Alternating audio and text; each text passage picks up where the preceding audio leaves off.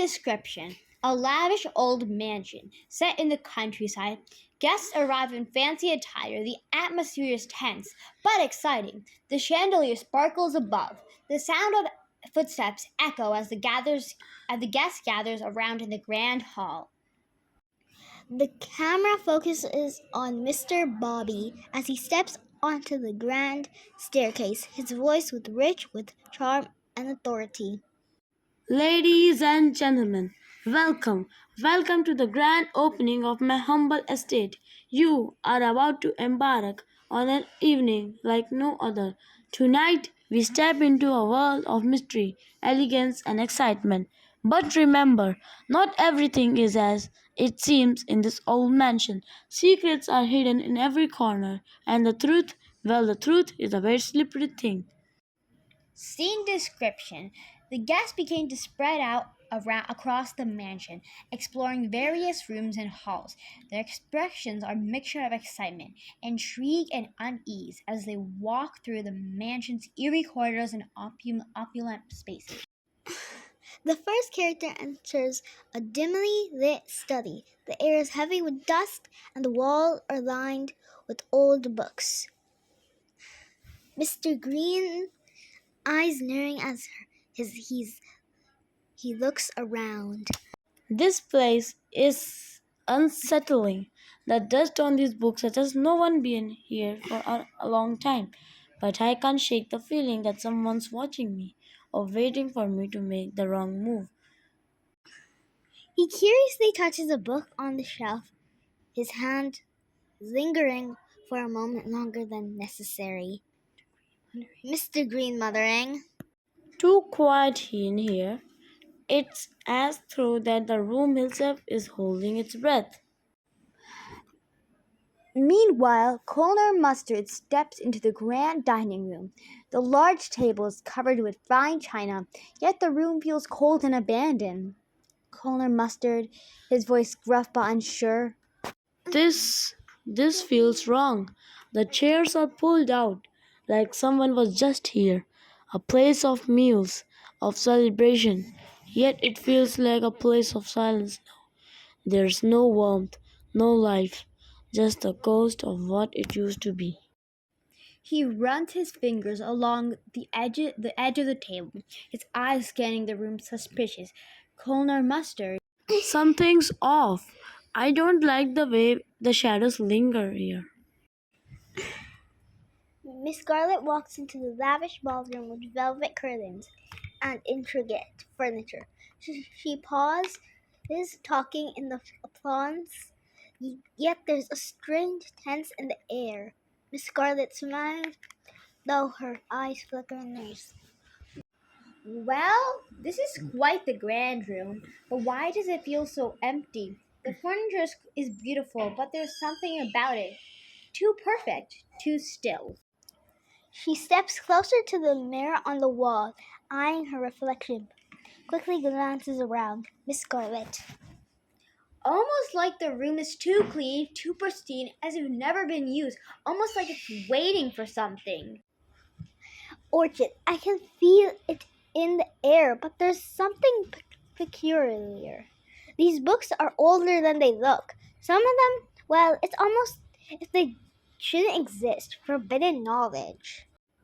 She pulls a book off the shelf, flipping through its yellowed pages, her brow furrowing.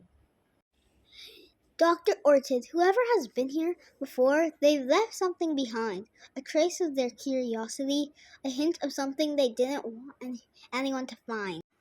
Miss Peacock steps into a lounge with luxurious seating and a roaring fireplace, but despite the warmth, it feels oppressive. Miss Peacock looking around with a wary smile. Lovely room, isn't it? And yet it feels like the walls are closing in. Too much warmth for such a dark space. She walks over to a portrait on the wall, studying the face carefully. Miss Peacock.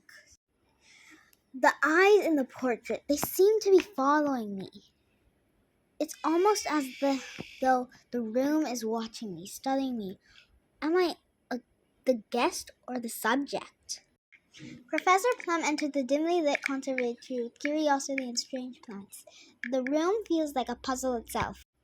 Professor Plum smiled silently into Greed. Ah, a study of nature. This room is filled with things I've only read about. And Planta's dream, but also a dream of madness. He picks up a leaf on the table, inspecting it closely. Professor Plum. There's something hidden in this room, something beyond these plants and curios, but what is it? I feel like it's just out of reach, waiting for me to figure out. The silence between them deepens as the tension builds.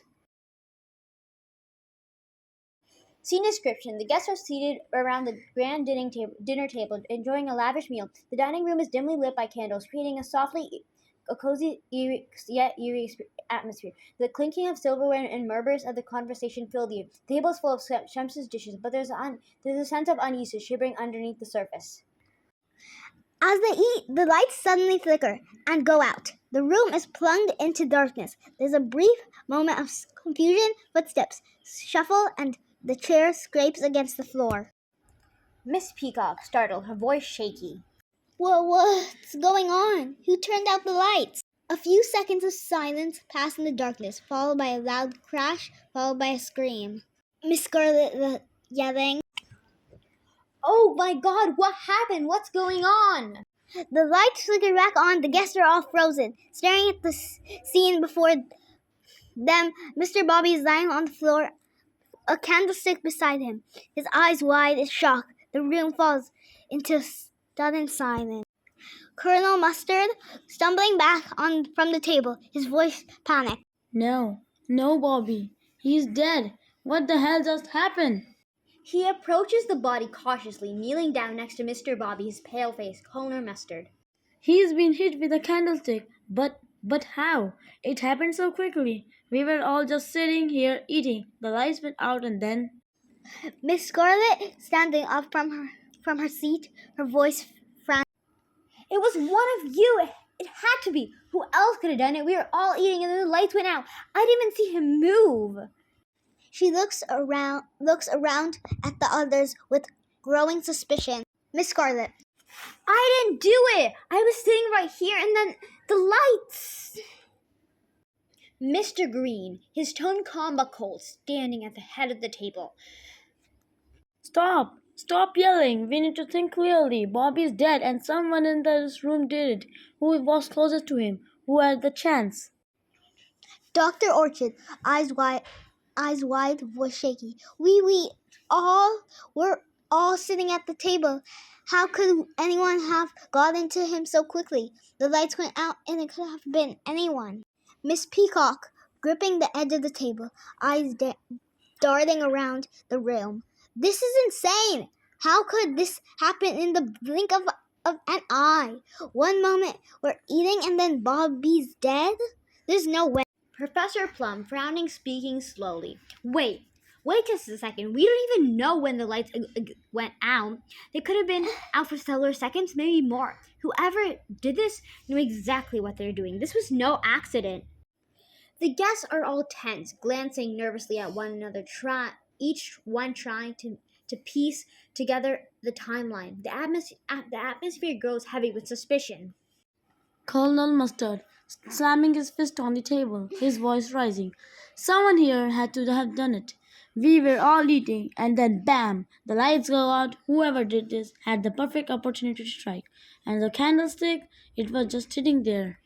Miss Scarlet glaring at Colonel Mustard. Stop pointing fingers at me. I was just eating at my food. How could I have done anything? You're just as close to him as I was. The room is filled with sudden confusion and accusations. The other guests are speaking over one another, each person becoming more and more defensive. Dr. Orchid raising her voice over her arguing. Even arguing won't solve anything. What we need to figure out is who had the most gain from Bobby's death, and we need to do it fast. Professor Plum, silent up until now, speaks thoughtfully, his voice calm but sharp. Professor Plum, there was no struggle. Whoever did this struck quickly, decisively. It had to be someone who knew Bobby well, enough to get close to him without him reacting. It had to be done in the moment of utter chaos. The lights going out give the killer the perfect cover. Miss Peacock nervously. So one of us murdered him, and now we're supposed to just figure out who? Mr. Green, eyes narrowing. Exactly, and we will. But we need to stay calm. No one leaves this room until we figure out who did it. The guests exchange glances and the reality of the situation setting in. The atmosphere thick with suspicion as they all realize what they what had trapped in the mansion with the murder among them. Scene description. The guests are still in the dining room. The room is heavy with tension after lights came back on, and Mr. Bobby's murder was revealed. As the guests try to make sense of the situation, Mr. Green stands apart, his face cold and distant. He steps forward, ready to confess. Colonel Mustard, with a stern tone, it's clear now, isn't it? All the pieces are coming together. You did it, Mr. Green, don't you?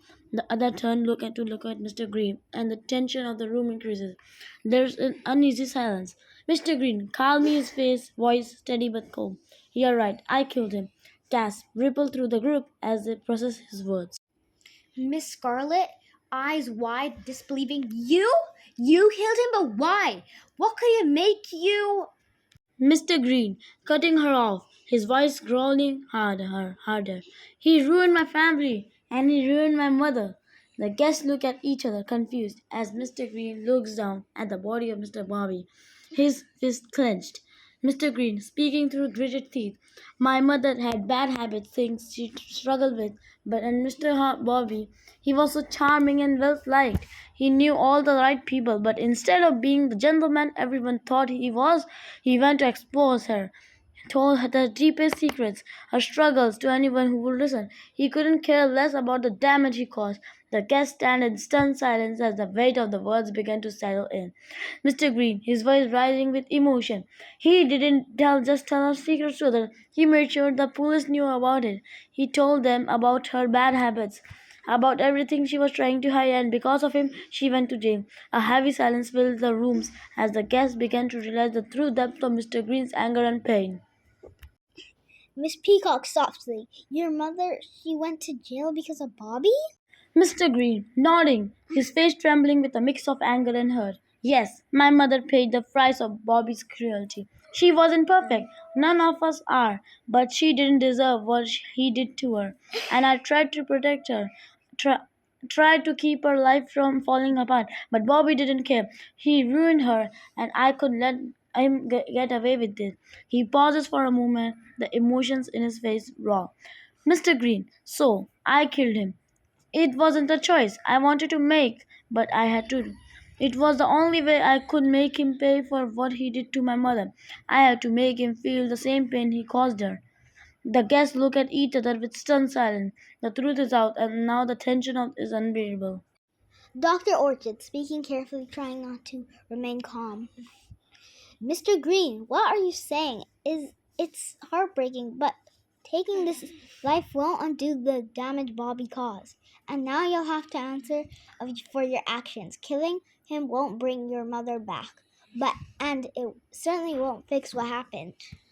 Mr. Green, nodding slowly, his voice quiet but resolute.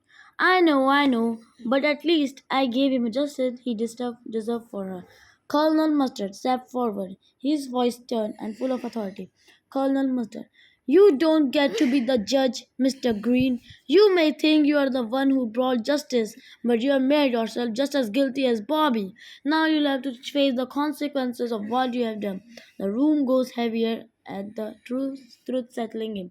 There is a sense of finality to the moment, but also a realization that the cycle of vengeance has only created more pain. Mr. Green softly, I never wanted any of this, but I could let him get away with it. Not after what he did to her. He looks at Bobby, lifeless Bobby, one last time, and then he looks away, his face expressionless.